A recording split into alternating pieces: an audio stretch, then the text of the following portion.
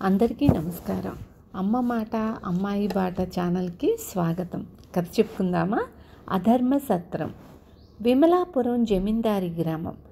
జమీందారు ప్రజల రక్తం పీల్చే కర్కోటకుడు. ప్రజలకు అతనంటే అమితమైన ద్వేషం. కానీ దాన్ని పైకి చూపడానికి సాహసించేవాళ్ళు కారు. కుక్కతో గ్రామాల వెంట తిరుగుతున్న చిన్నడు విమలాపురం చేరుతూనే ఒక భవనం చూశాడు. దానిమీద ధర్మసత్రం అని రాసి ఉంది. చిన్నడు లోపలికి వెళ్ళేసరికి సత్రం నౌకరు కాళ్ళు కడుక్కునేటందుకు నీళ్ళిచ్చి భోజనం చేస్తారా అని అడిగాడు. చేస్తానన్నాడు చిన్నడు. అయితే ముందుగా అయ్యగారిని కలవండి అంటూ సత్రం అధికారి ఉండే గది చూపాడు నౌకరు. అధికారి చిన్నడి పేరు రాసుకొని 5 రూపాయలివ్వు అన్నాడు. భోజనం ఖరీదు 5 రూపాయలా? ధర్మసత్రమని బయట రాసి ఉందే అన్నాడు చిన్నడు.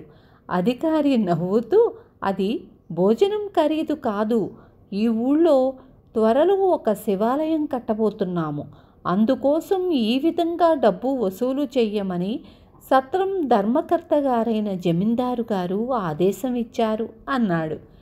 చిన్నడు భోజనం ఆలోచన వాయిదా వేసి ఊళ్ళోకి నడిచాడు. వీధి వెంట నడుస్తున్న చిన్నడికి ఒకచోట ఒక దృశ్యం కనబడింది. 2 దృఢకాయులు ఒక ఇంటి నుంచి ఒక ఆవును బలవంతంగా లాక్కుపోతున్నారు. ఆవు కలవాడు ఏడ్చి తలబాదుకుంటూ ఆ 2 కాళ్ల మీద పడ్డాడు. ఆ 2 వాణ్ణి పక్కకు నెట్టేసి ఆవును తోలుకుపోయారు. చిన్నడు ఆ మనిషిని చూసి జాలిపడి అతన్ని సమీపించి, ఎవరు వాళ్ళు? అప్పుల వాళ్ళా అని అడిగాడు. అదేమీ లేదు బాబు, బాకీ ఉంటే బాధపడకపోదును. ఇది జమీందారు గారి పచ్చి నిరంకుశత్వం. మొన్నటిదాకా ధర్మసత్రం కట్టిస్తానని ఊళ్ళో వాళ్ళ రక్తం పిండాడు. అది కాగానే శివాలయం కట్టిస్తానంటూ ప్రారంభించాడు. ఇప్పటికి ఆయన వసూలు చేసిన డబ్బుతో ఎన్ని శివాలయాలైనా కట్టొచ్చు అన్నాడు. చిన్నడికి జమీందారు మీద చాలా కోపం వచ్చింది. పేదలను పీడించి ధర్మసత్రాలు ఆలయాలు కట్టించటం దేనికి అన్నాడు వాడు. డబ్బు లేని వాళ్ళ దగ్గర ఇలాగే పశువులను తోలుకుపోతూ ఉంటాడు. మనం ఇట్లా అనుకున్నామని జమీందారుకు తెలిస్తే 2 కాటికి పంపుతాడు అన్నాడు ఆవును పోగొట్టుకున్నవాడు. ధర్మసత్రం యజమాని జమీందారైతే అందులో అధికారిగా కూర్చునేవాడెవడు? వాడు ఒక జమీందారులానే ఉన్నాడే అని చిన్నడు అడిగాడు. ఉండకేం చేస్తాడు, వాడు జమీందారు బావమరిది. ఆవును లాక్కెళ్ళిన వాళ్ళు జమీందారుకు నమ్మిన బంట్లు, ఎలుగుబంట్లు అన్నాడు ఆ మనిషి. జమీందారు అతడి బావమరిది 2 తోడేళ్ళు, వాళ్ళ కింద 2 ఎలుగుబంట్లు. ఈ 4 చేరి అమాయకపు జనాన్ని చెండుకు తింటున్నట్లు చిన్నడికి అర్థమయ్యింది. చిన్నడు వాళ్ళ సంగతి తేల్చి కానీ ఆ గ్రామం నుంచి వెళ్ళరాదనుకున్నాడు. కొద్ది రోజుల్లోనే చిన్నడు గ్రామస్తులందరినీ పరిచయం చేసుకుని వాళ్ళ సహాయంతో ఒక పెద్ద నాటకం ఆడడానికి ఉపక్రమించాడు. తరువాత వాడు జమీందారును కలుసుకొని, ధర్మప్రభువులు 10 రూపాయలు పోతే పోయాయి కానీ సత్రంలో భోజన సదుపాయాలు బాగున్నాయి అన్నాడు. జమీందారు ఉలిక్కిపడి, ఏమిటి 10 రూపాయలు తీసుకుంటున్నాడా అని అడిగాడు. పర్వాలేదులేండి, 10 రూపాయలు ఎక్కువేమీ కాదు, అందున అది శివాలయం కట్టించటానికట కదా అన్నాడు చిన్నడు. నువ్వు చెప్పేది నిజమే అయితే వాడి చర్మం ఒలిచేస్తాను. నేను తీసుకోమన్నది 5 రూపాయలే. వాడు నన్ను మోసం చేస్తున్నాడంటావా? ఇంత పెద్ద ద్రోహమా అన్నాడు జమీందారు ఉగ్రుడైపోతూ. చిన్నడు ఆశ్చర్యంగా కళ్ళు పెద్దవి చేసి, అలాగా, అయితే సత్రం సగం మింగేస్తున్నాడా? మనిషికి 5 రూపాయలా? ఎంత లేదన్నా రోజుకు 50 మందికి పైగా సత్రానికి వస్తుంటారు కదా. అయ్యో అయ్యో, ఎంత మోసం అన్నాడు. జమీందారుకు మరింత మతిపోయినట్లయింది. రోజుకు 50 మందే? అంతమంది వస్తున్నట్లు వాడు నాకు ఏనాడూ లెక్క చెప్పలేదే అన్నాడు. మీరింత అమాయకులు గనుకని అతను మిమ్మల్ని ఇంత సులభంగా మోసం చేయగలుగుతున్నాడు. కావాలంటే నా వెంట మీ మనిషిని ఒకరిని పంపండి.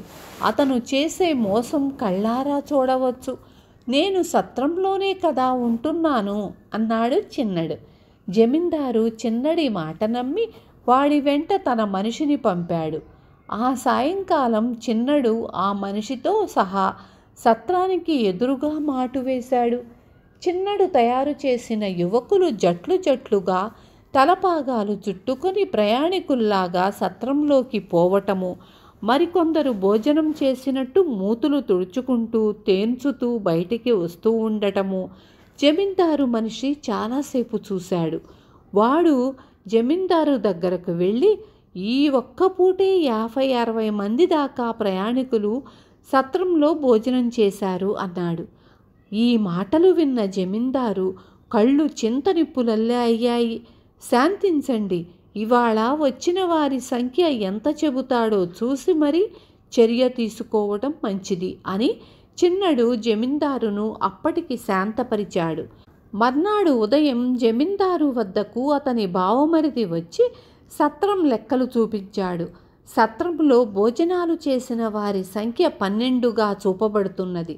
అది చూడగానే జమీందారు శివమెత్తిపోయి, ఒరే పచ్చి దుర్మార్గపు వెధవా, ఎన్నాళ్లుగా ఇలా మోసం చేస్తున్నావు అంటూ కొరడా తీసుకొని అతన్ని చావగొట్టాడు.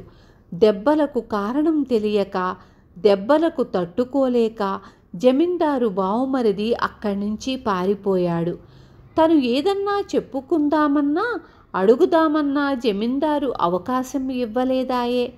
చిన్నడు సత్రం చేరి జమీందారు బావమరిదిని పరామర్శిస్తూ, ఏమన్న మనిషండి మీరు, తమంతటి వారేనన్నది గుర్తించకుండా గొడ్డును బాదినట్లు బాదటమా? పైగా మీ పుణ్యాన్నే కదా తాను ఇంతటి వాడయ్యింది. మీరు ఇందుకు ప్రతీకారం చెయ్యకపోతే నలుగురిలోనూ ఎలా తలెత్తుకు తిరుగుతారు అని ఎగదోశాడు. ప్రతీకారం ఎలా చేస్తే బాగుంటుంది అని జమీందారు బావమరిది చిన్నన్ని సలహా అడిగాడు. జమీందారు గారికి ఆ 2 ఎలుగుబంట్లు తప్ప ఒక్క పురుగు అండగా నిలవదు. మీ తరపున ప్రాణాలైనా బలిపెట్టగల యువకులను 25 మందిని తీసుకురాగలను అన్నాడు చిన్నడు. జమీందారు బావమరిదికి ధైర్యం వచ్చింది. అవును, ఊళ్ళో అంతా వాడి చావు కోసం ఎదురు చూస్తున్న వాళ్లే. ఇప్పుడే వాడి అంతు చూస్తాను అంటూ అతను కొరడా అందుకున్నాడు. శాంతించండి, తొందరపడితే వ్యవహారం చెడుతుంది. అతడే ఇక్కడికి వచ్చేలా చెయ్యాలి. మీరు ఒక పని చెయ్యండి, సత్రం మీద ధర్మకర్త గారి జమీందారి పేరు చెరిపి మీ పేరు రాయించండి చాలు. మిగతా కథ అంతా నేను నడుపుతాను అన్నాడు చిన్నడు. జమీందారు బావమరిది చిన్నడు చెప్పినట్లే చేయించాడు. ఈ సంగతి క్షణాల మీద జమీందారుకు తెలిసింది. అతను కొరడా తీసుకొని తన బంట్లను 2 వెంటబెట్టుకుని సత్రానికి వచ్చాడు. ఎవడ్రా నీకింత ధైర్యం ఇచ్చాడు? ధర్మకర్తగా నీ పేరు రాయించుకుంటావా? ఎన్ని గుండెలు అన్నాడతను పళ్ళు కొరుకుతూ. ఎందుకలా గొడ్డులా రంకెలు వేస్తావు? ఇది నీ బాబుగాడిదా? సొమ్ము ప్రజలది, కట్టించి నిర్వహిస్తున్నది నేను. మధ్య నువ్వు ధర్మకర్తవెలా అవుతావు అని బావమరిది అడిగాడు జమీందారు మీద కోస్తూ. ఏంరా, ఏం కూసావు అంటూ జమీందారు తన బావమరిది మీదకు ఉరకపోయాడు. అందుకు సిద్ధంగా ఉన్న బావమరిది జమీందారు ముఖం మీద కొట్టాడు. వెంటనే జమీందారు బంట్లు కలగజేసుకోబోయారు. అంతదాకా ప్రేక్షకుల్లా చూస్తున్న చిన్నడి యువకులు బంట్లను పట్టుకొని చావచిత కొట్టారు. ఇలా జరుగుతుందని ఊహించని జమీందారు అతని బంట్లు బిత్తరపోయారు. జమీందారు యువకులకేసి ఉరిమి చూశాడు. ఎందుకలా చూస్తావు? సత్రం పేరున, శివాలయం పేరున వాళ్ల రక్తం చాలా కాలంగా పీల్చారు. ఇంతదాకా సహించారు, ఇక సహించమని తెలియచేస్తున్నారు అంతే అన్నాడు బావమరిది జమీందారుతో. దానికి జమీందారు, ఛీ కుక్క, నువ్వేం తక్కువ తిన్నావా? సత్రంలో దిగే ప్రయాణికులను వర్తకులను దోచుకుని దొంగలు పడ్డారంటూ నువ్వు పుకార్లు వెయ్యలేదా? సత్రం కట్టించే స్థలంలో ఉండిన వారిని లేపడానికి వాళ్ళ ఇళ్లకు నిప్పు పెట్టింది నువ్వు కాదా? ఇప్పుడు ఏమని ధర్మపన్నాలు చెబుతున్నావు అని అడిగాడు. కిరాతకుడా, ఆ పనులన్నీ చేయించింది నువ్వు కాదా? వెంటనే వెళ్ళు అన్నాడు బావమరిది. ఈ విధంగా పాత మోసాలు ఘోరాలు బయటపడుతూ ఉంటే యువకులు సహనం కోల్పోయి రెచ్చిపోయారు. చిన్నడు వాళ్లను వారించి జమీందారుతోనూ అతని బావమరిదితోనూ ఇలా అన్నాడు. నిజానికి మీరిద్దరూ చీడపురుగులే. మీ నేరాలు మీ నోటనే బయట పెట్టుకున్నారు కనుక గ్రామాన్ని వదిలిపోండి. ప్రజలు అమాయకులై కళ్ళు మూసుకున్నంతవరకే మీ ఆటలు. ఇప్పుడు వాళ్ళు కళ్ళు తెరిచారు, అందుచేత మీకు ప్రమాదం. జమీందారు అతని బావమరిది వాడికేసి బిత్తరపోయి చూసి, ఈ నాటకమంతా నువ్వు ఆడించినదా అన్నట్లు చూశారు. వాళ్ళు ఆ గ్రామము వదిలినదాకా ఆగి చిన్నడు కూడా తన కుక్కతో సహా అక్కడి నుంచి వెళ్ళిపోయాడు. విన్నారు కదా. రేపు మళ్ళీ ఇంకొక మంచి కథతో మీ ముందుకు వస్తాను.